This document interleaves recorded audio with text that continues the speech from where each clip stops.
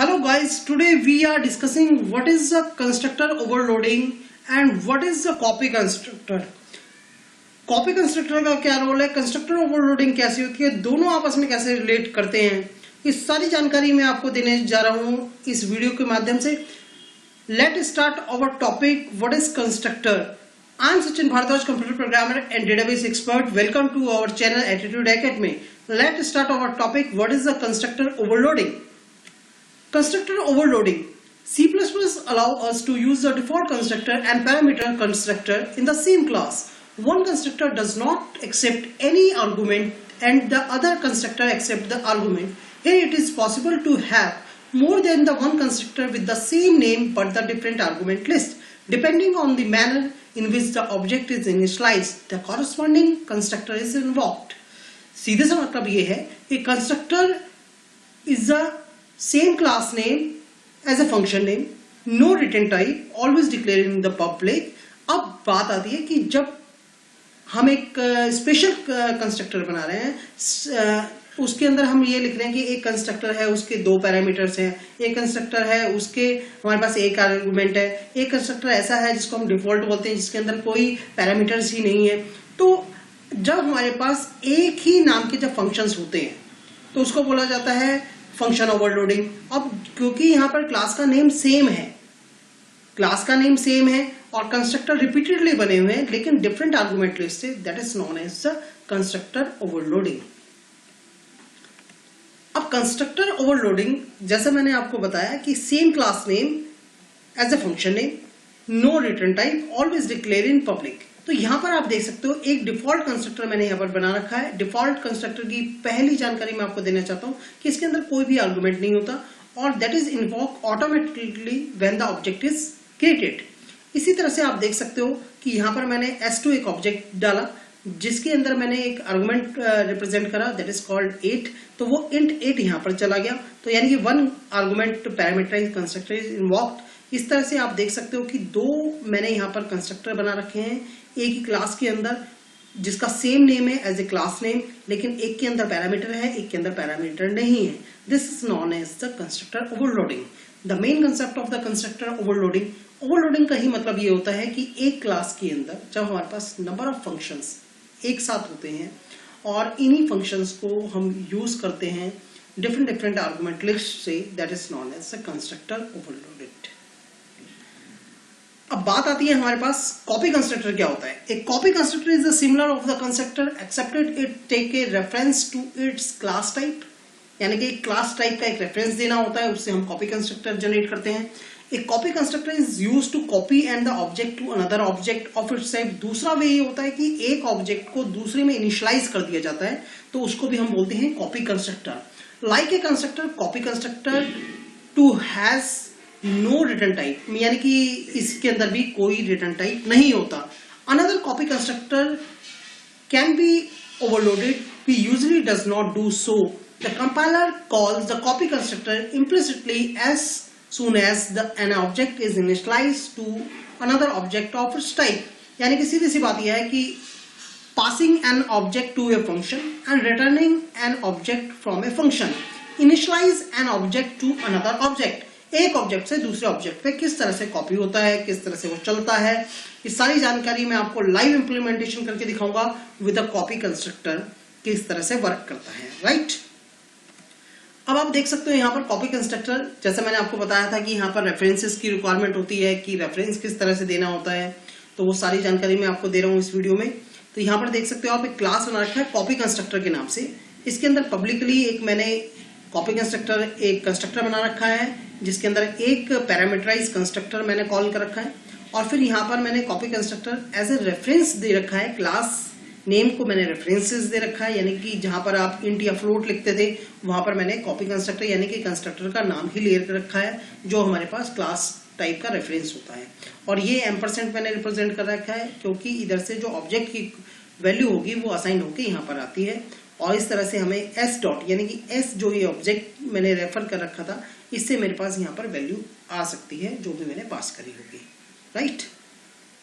अब यहाँ पर देख सकते हो कंस्ट्रक्टर S1 जब मैंने कॉल किया इसके अंदर मैंने 8 डाला तो सबसे पहले तो वो यहाँ पर जाता है कि int 8, तो यहाँ पर कंस्ट्रक्टर कॉल्ड ये लिखा जाएगा और ए की वैल्यू क्या हो जाएगी 8, क्योंकि एक्स में असाइन क्या हुआ है 8, राइट। तो अब वो किसको असाइन हो चुका है ए को, तो यहाँ पर वैल्यू आ चुकी है ए की 8। अब मैंने दे रखा है S2, यहाँ पर दे रखा है मैंने copy constructor, this is a medium. इस तरह से आप देख सकते हो कि S2 के अंदर जो मैंने रेफरेंस टाइप करा है S1, तो इस तरह से यहाँ पर कॉपी हो गया है किसके अंदर S2 के अंदर, और वो S2 के अंदर जैसे ही हमारे पास आ गया है तो वो as a copy constructor called होता है। तो इस तरह से आप देख सकते हो कि वो कॉपी होके कहाँ पर आ जाएगा, इस तरफ आ जाएगा। तो S.A जो भी हमारे पास वैल्यू होती है फिर वो यहाँ पर आ जाएगी हमारे पास, जो मैंने दूसरे ऑब्जेक्ट में असाइन कर दी थी। फिर इसके बाद मैंने एक तीसरा तरीका बनाया है कि S3 इक्वल टू S1, तो यहाँ पर बोला जाता है इसे कॉपी कंस्ट्रक्टर। अनदर वे है कि सीधा है असाइन कर दिया है सिंपल तरीके से, एक कंस्ट्रक्टर को दूसरे कंस्ट्रक्टर में हमने इस तरह से कॉपी कर लिया है, राइट। और फिर जब मैं इसको प्रिंट करूंगा तो डिफरेंट वैल्यूज मेरे पास आ जाएंगी। तो आई थिंक आपको ये सही लगा होगा कि किस तरह से मैंने बताया। अब इसका मैं लाइव इम्प्लीमेंटेशन आपको दिखाने जा रहा हूँ कॉपी कंस्ट्रक्टर का, कि कॉपी कंस्ट्रक्टर को किस तरह से चलाना है और किस तरह से इन्वॉक करना है। तो ये सारी जानकारी मैं देने जा रहा हूँ आपको इस वीडियो में। तो आपको मैं लाइव दिखाना चाहता हूँ कि किस तरह से मैंने करा हुआ है ये programs in the C++ copy constructor. और फिर आप देख सकते हो यहाँ पर कि यहाँ पर मैंने एक कोड बना रखा है, कोड नाम की एक क्लास बना रखी है, और इसके अंदर कोड नाम का एक मैंने यहाँ पर डिफ़ॉल्ट कंस्ट्रक्टर कॉल कर रखा है। फिर उसके बाद मैंने कोड नाम का यहाँ पर मैंने पैरामीटराइज कंस्ट्रक्टर बना रखा है, और कोड से ही मैंने एक copy constructor as a reference of class बना रखा है, क्योंकि कोड ही नाम का मैंने क्लास का नाम दिया हुआ है। और फिर मैंने एक नॉर्मल फंक्शन बना हुआ है जिसका नाम है यहाँ पर डिस्प्ले, और उसके अंदर एक आईडी दे रखी है। आईडी को मैंने रीजनरेट कर रखा है, यानी कि नंबर ऑफ टाइम जब भी मैं इसको प्रिंट करूंगा। तो ये मेरी क्लास में मैंने बना रखा है, जैसे आप देख सकते हो कोड, और कोड में मैंने यहाँ लिख रखा है एम्प्टी, और इधर लिख रखा है मैंने एक पैरामीटर्स कंस्ट्रक्टर, और यहाँ पर आप देख सकते हो कॉपी कंस्ट्रक्टर। तो आई थिंक यहाँ पर जो मैंने ये बनाया है इसको आप देख सकते हो बड़े आराम से। This is called the default constructor, ये डिफॉल्ट कंस्ट्रक्टर होता है। और आप देख सकते हो यहाँ पर this is called the parameterized constructor.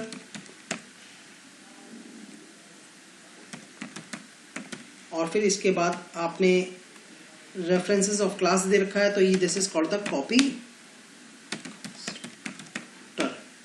तो ये आपने देख रखा होगा कि मैंने किस तरह से बिल्कुल एक सिंपल तरीके से एक प्रोग्राम कराया हुआ है।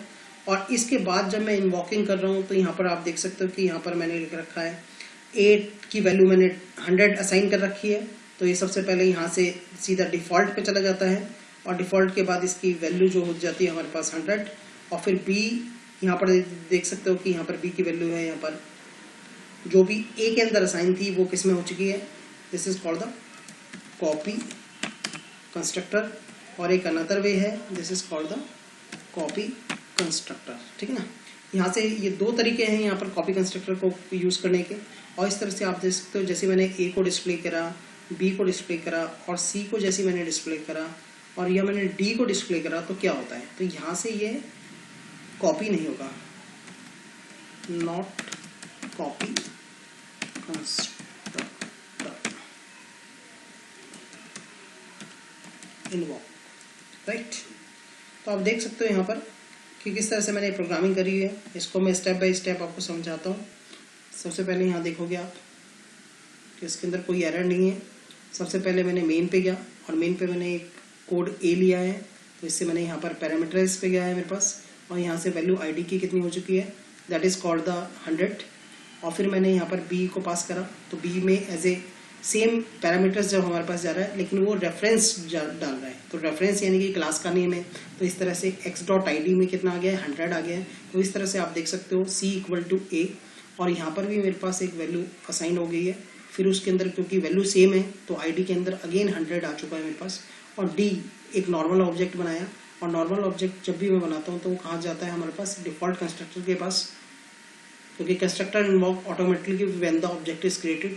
क्योंकि यहाँ पर एक बना हुआ था पहले, तो इसलिए ये इन्वॉक नहीं हुआ। तो A.display जैसे मैंने करा, तो यहाँ पर आप देख सकते हो कि यहाँ पर वैल्यू A.display आ गई है, फिर ID की वैल्यू आ गई है यहाँ पर, फिर B की वैल्यू आप देख सकते हो कि B की वैल्यू किस तरह से आई है।